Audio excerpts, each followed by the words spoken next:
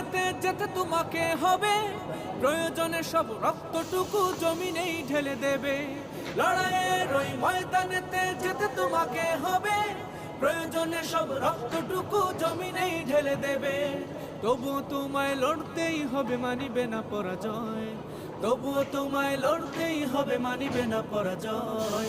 বিপ্লব মানে জীবন দেয়া বসে থাকা নয়, সে কোনো দিন আসবে না রে করো যদি ভয়। বিপ্লব মানে জীবন দেয়া বসে থাকা নয়, সে কোনো দিন আসবে না রে করো যদি ভয়।